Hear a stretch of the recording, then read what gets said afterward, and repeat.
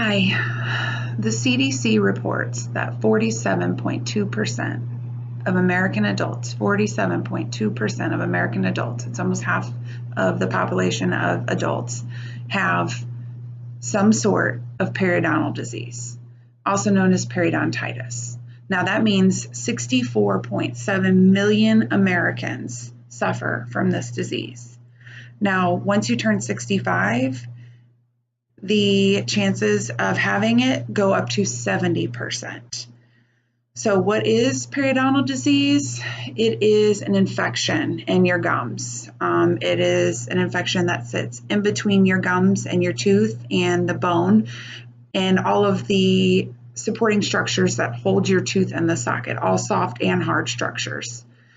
In the early stages of periodontal disease, the very early stages, it's called gingivitis, which a lot of people are familiar with gingivitis.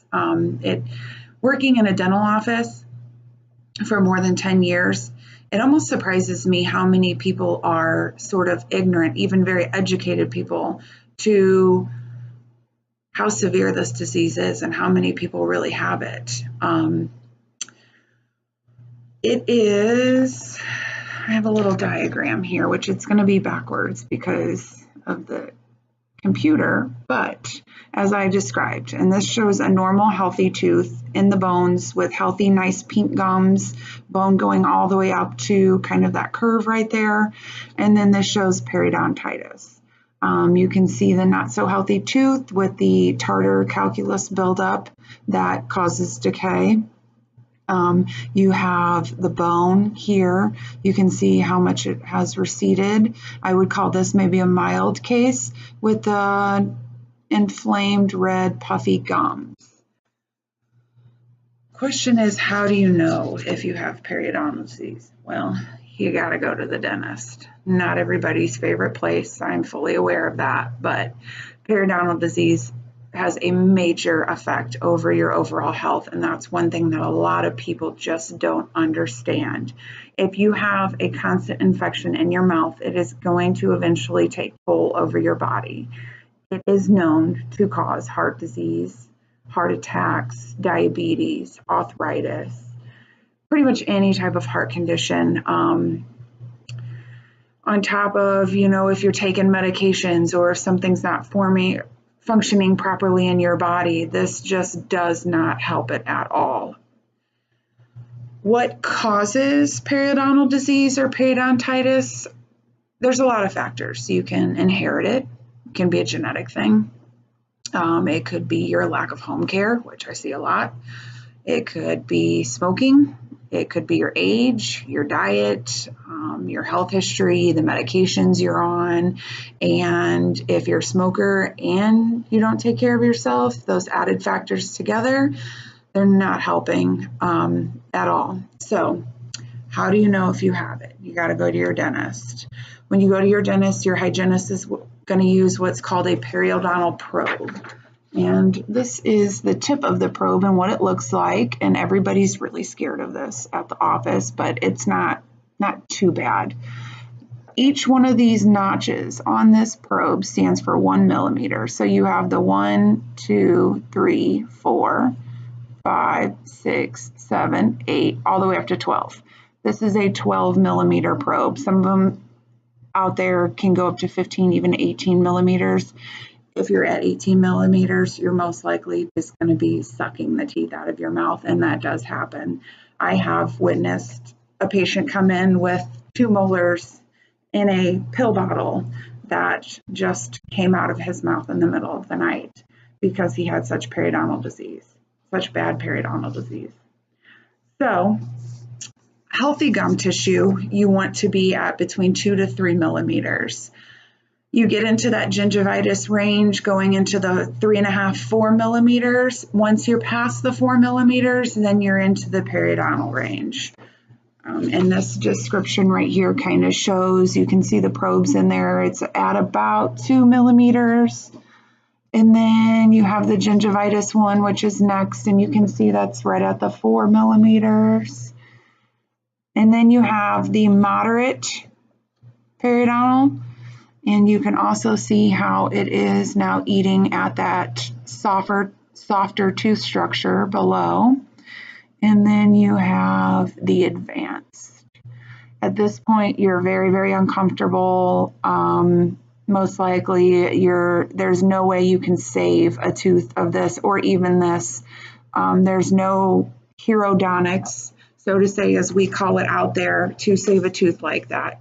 Once it's underneath the gums and it's decayed, it's pretty much a goner, unfortunately.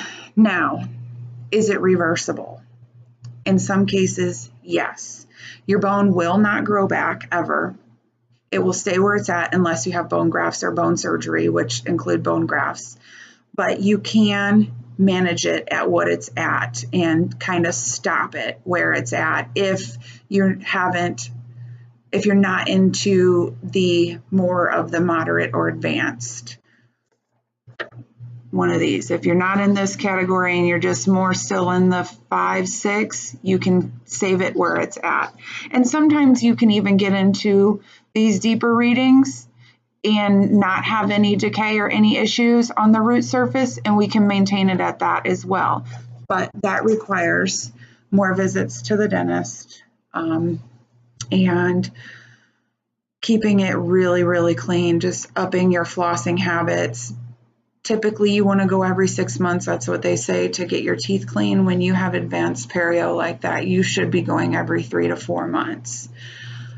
A lot of patients that I notice in my office that are new patients, they come in and we tell them that they suffer from this. And a lot of them seem to think that it is a sales tactic to get more money from the insurance or more money from them. This is how you know it's not a sales tactic. You can turn around and ask what your readings are. They will have a periodontal chart. In any office that has a periodontal chart that's on a computer, any reading that's a 4, 5, 6 or higher is going to be illuminated in red. So you can turn around and look at your chart. If you have 2 reds on the upper and 2 reds on the lower right, and they're telling you you need a periodontal cleaning, most likely you don't need a periodontal cleaning, especially if you haven't had your teeth cleaned yet. If you have 2 to 4 number readings, 4 or 5 number readings, just ask if you can just have a regular cleaning for now and then come back in about 5 months and see where your numbers are at. And within that 5 months, just be a very avid flosser, a very avid brusher, and just step your game up. Now, if they're telling you you have 6, 7 millimeter pockets and you have them all over, then you very much indeed need a periodontal cleaning, and you very much indeed need to go back within 4 to 6 months. It's not a sales tactic. If you don't trust them, if you don't get a good vibe off of them, go somewhere else. You're allowed that. That is very legal and very valid. So you are allowed to go somewhere else, go to a different office. The only downside is most insurances will only pay for what's called a new patient exam, which if you go to a new office, they have to charge out a new patient exam about twice a year. So this is when word of mouth is a really good thing. Ask around, ask who your friends go to, ask for a trusted source. I hope I helped in this very important topic, and that's all.